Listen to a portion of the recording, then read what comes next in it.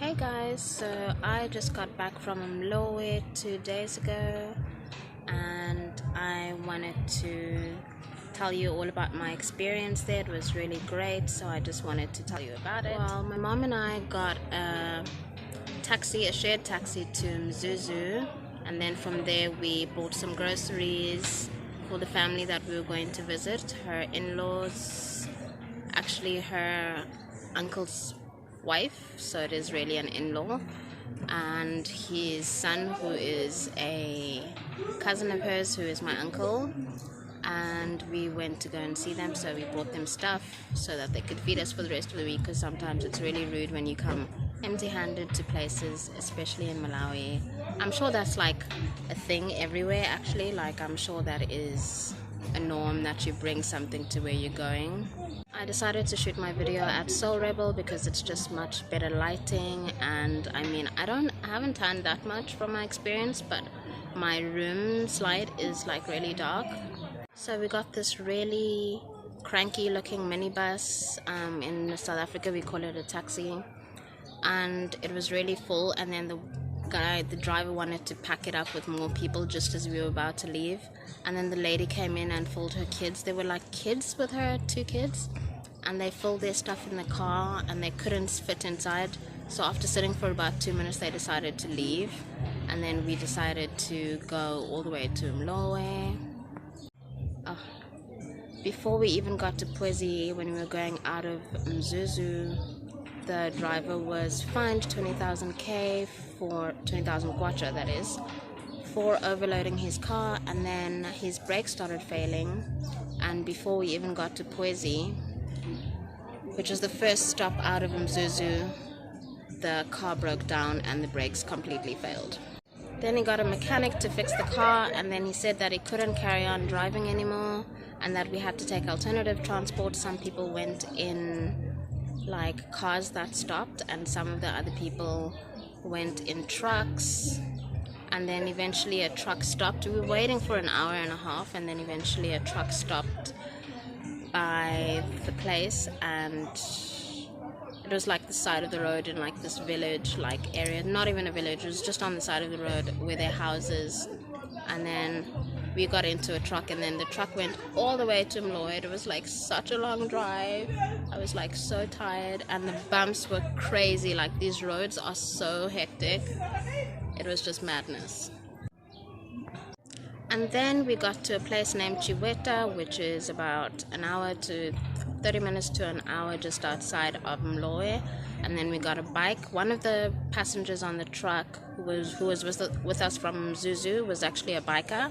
So he said, okay, you guys can come with me. I'm going somewhere. Well, whatever. He was a truck. He was a wow, blooper.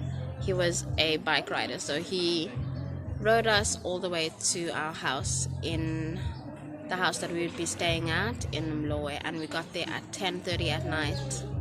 We got there, we had some tea, and then we just went to sleep. Our phones were like really dead. We had to charge our phones for the next morning, and then that was it. So then we were just visiting, and it was really nice. Of course we were visiting, what am I saying? So I mean, we had lunch the next day. We had breakfast and lunch the next day, and it was really nice. We had like Chambo fish. We had, obviously we brought the bread, so we had that bread for breakfast, and we had some tea. And then the second day they offered us cocoa, and we were like, ooh, that's nice. And by the 4th day we had finished the whole cocoa tin, and it was just like really nice and welcoming. We went to watch some traditional dances just about 20 minutes away from the house, just after the bridge and the river.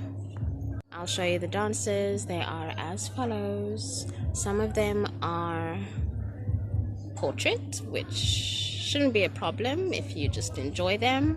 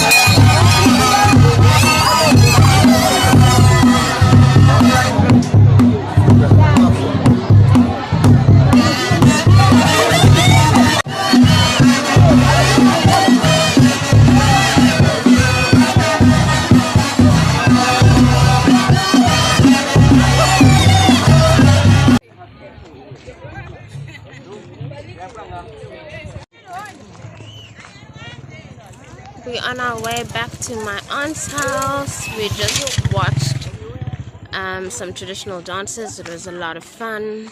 We had front row seats because we're visitors, so we got to sit in front and watch. You can actually see the lake here much more than you can see it in Nkata Bay. Like, it's like much wider, and it's just like you can see it from here to all the way the edge, like maybe about 3 kilometers of simply just lake viewing. See, there it is. Oh, missed it.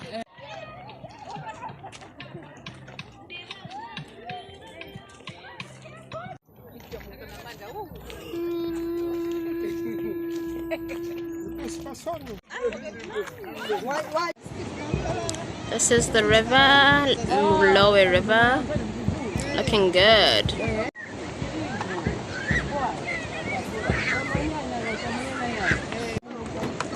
And there's a bridge that goes across the river from one area to the other. And you can still see the mountain. Alright, that was a bike coming through. Walking. I'm landing. Oh, another bike.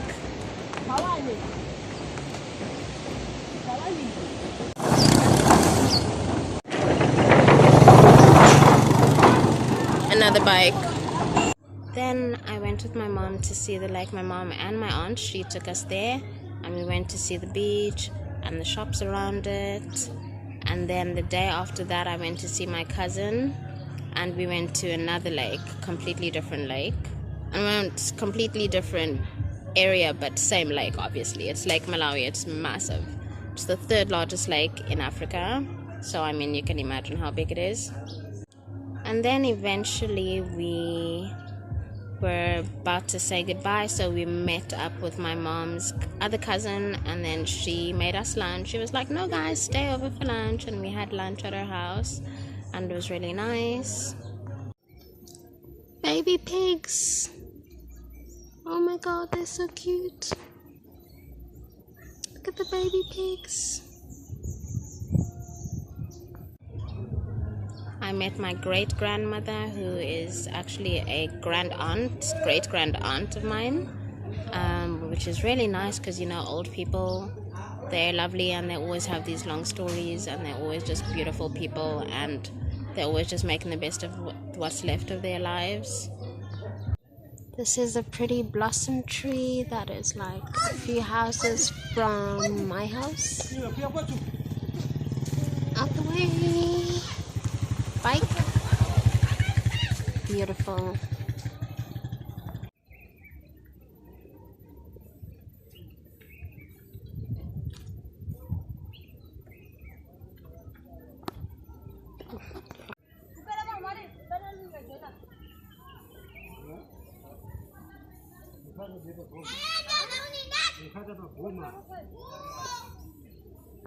And then the next day we packed up, and oh, I almost forgot, we had a blackout. Okay, but the first one wasn't so bad.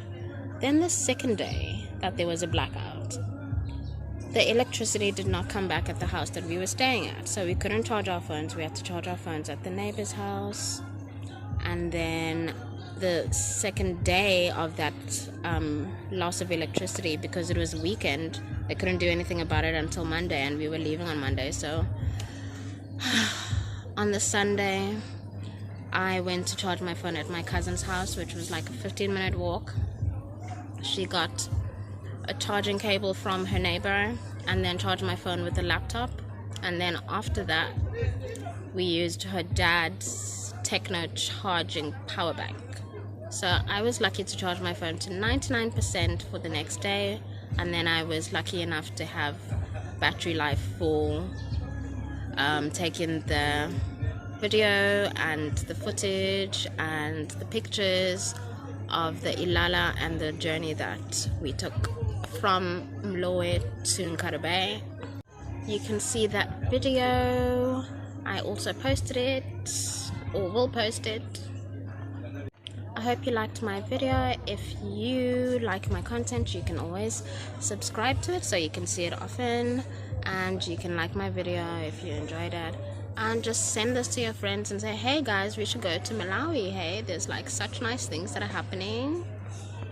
By the way, the traditional dances were called Maripeng, or the place was called Maripeng, but there were people with Maripeng people.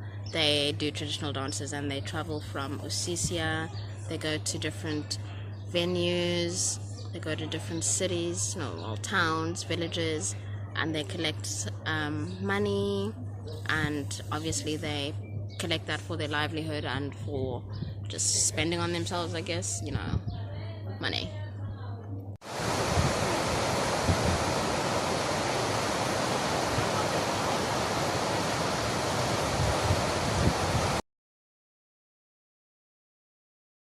So when we first got to, I haven't posted it yet. I was supposed to do it, but the Wi-Fi is acting ghetto at Soul Rebel. So